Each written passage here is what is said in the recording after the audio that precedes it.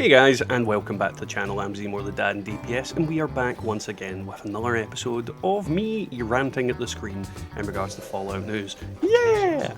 So today's video, if you're not aware, the 2020 roadmap has just released about, I want to say 30 minutes ago, and it's, I wish I could say comprehensive. It's divided into 4 sections: spring, summer, fall, winter. First off, we have Invaders from Beyond. Next, we have Test Your Metal. In fall, we have Expeditions The Pit and Nuka World on Tour. Now, I'm going to go into a little bit of my opinions on this roadmap for this video and the sections. And first off, we're going to clearly start off with Spring Invaders from Beyond. Now, we all know about this event that's going to be coming in. We're going to have a new public event where Zetan motherships will appear across certain regions in Appalachia, and a Zetan invasion will ensue. We'll get to beat the crap out of them, get some cool rewards, and new weapons, new skins, all that kind of thing. It's well documented, and we have a lot of information about that already, and we pretty much know exactly what's going to be coming from that. There's also a Fallout Worlds update coming, and Season 8, A Better Life Underground. Now, that is the Vault tech-themed scoreboard that we've seen all over the place, so that should be interesting, and the rewards for that are slowly getting data mined out as well. And generally, the spring content is, everybody kind of knows about it already, and it's not really that exciting in regards to new info. But at the same time, I am really looking forward to Invaders from Beyond because I love Zetan stuff, and I love that whole campy Mars attacks type style that it's kind of taking. So it should be very interesting to see, and I'm looking forward to it. Now, next up we have Summer. Now, in the Summer update, we have the event Test Your Metal, which has been delayed a god-awful amount of times as far as I'm aware. I think that was meant to have came out with the Brotherhood of Steel stuff, if I'm not mistaken, and it didn't. We've also got Fallout First scoreboard upgrades. I'm not sure what that even means in regards to that. And then we have Season 9, which we don't have any real information on at the moment. Now, the problem I have with the whole of the Summer section is that, as far as I'm concerned, there's nothing here. I mean, we've got a new public event, yes, that is going to trigger every so often. That's pretty much all that's there. I mean, I don't know if anybody else can argue against that with me. If you can enlighten me as to what the hell a Fallout First scoreboard upgrade is, go ahead. But the problem with that being is if you don't have Fallout First, that is new public events and Season 9. Which, I get that they're trying to support their paying customers, but at the same time, that is 2 things for the entirety of the summer. Very disappointing. Very, very, very disappointing, and I'm not all that happy with it.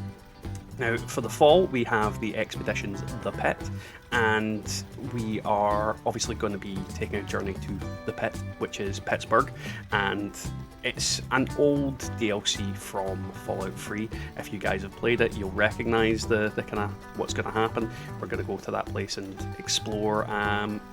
There's not a huge amount of information and clarity on what the expeditions are going to be yet. We're all hoping that it's going to be a big, substantial section of map that we can explore, that we can find stuff in, we can meet new characters, and, you know, engage in the Fallout world and lore. My fear is it's going to be a bit like a daily ops mission set where you go in, do something, leave, and then next day you go in, you do something, leave. Hopefully I am wrong, and hopefully that isn't the reality, but I am not optimistic. Now, the cool thing about the Pit is going to be new rewards in the form of, we know the auto axe is definitely a weapon that we're going to be able to get. There's also potentially the old style combat rifle that was in the previous Fallout games, which would be great because that gun looked amazing and was amazing. And then there's a bunch of other different things. There'll be cosmetic rewards, all that kind of thing. But at the same time, if this is not a substantial content upgrade, this could be rather disappointing.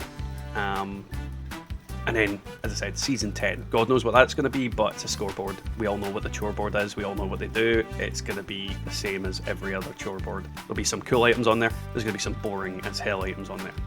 Now, last but hopefully not least, we have Nuka World on Tour. Now, because it says Nuka World on Tour, I am almost certain this is going to be a Meat Week style event where basically the circus shows up in the form of the Nuka World, you know, denizens and robots and things like that. The thing with this is, yeah, it's another Meat Week style event. It's probably going to last a week or two, and we're going to repeatedly go to an event over that amount of time. There's going to be cool cosmetic rewards, there's going to be masks, helmets, skins, maybe new weapons. There's no real definitive yes or no on this yet because we don't really have any information. And then there's Season 11. Now, the most interesting part about this last section is Region Boss Public Event. Now, I hope in my heart of hearts this is a new Queen or Earl style boss, but hopefully doesn't utilise nukes, and hopefully isn't tied into the Nuka World event itself. I'm hoping it's a consistent thing and a consistent bit of content, rather than something that goes and disappears. Because this is the biggest problem with almost everything on this scoreboard, is it is temporary crap that comes and goes. And that's the biggest problem with Fallout 76 content in general. So yeah, I'm hoping this is not all we're going to be getting this year in regards to that. As for the new boss, I hope it turns out to be Frank Horrigan Mad Dog Malone, you know, super mutant, power armor, massive, behemoth size, murdering things as he goes. Maybe a FEV bomb goes off, who knows. Now, in regards to the whole thing, what is my takeaway on it? There is absolutely sod all on here. We have two public events that are temporary. Now, that's obviously not confirmed in the way of the Nuka World on Tour, but it says on tour. It implies comes and goes.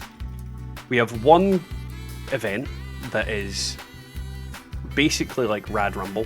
It might show up every so often, it might not.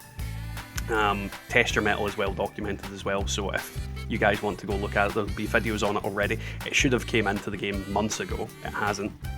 So yeah, that's not really a great thing for me. It's one event.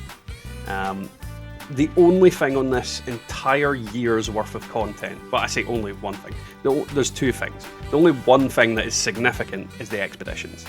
And if it's basically daily ops of a different flavour, God help this game. I'm putting all, well actually, I'm not putting all, Fallout 76 is putting all its chickens in the one basket with this. If Expeditions is a massive flop, this game is going to take a massive hit in terms of people are going to be really pissed off. And no new region boss is going to save that. But what do I know? I've only been playing the game for a couple of years and make videos on it, but we'll see. Now, if you guys enjoyed the video, don't forget to leave a like, a comment and subscribe, and if you've got your opinions on the roadmap, what do you think? Do you think it's great? Do you think it's going to be a new content injection, or are you hoping that this isn't it? Because I certainly am, sadly. Either way, I'll catch you guys all next time in the Wasteland.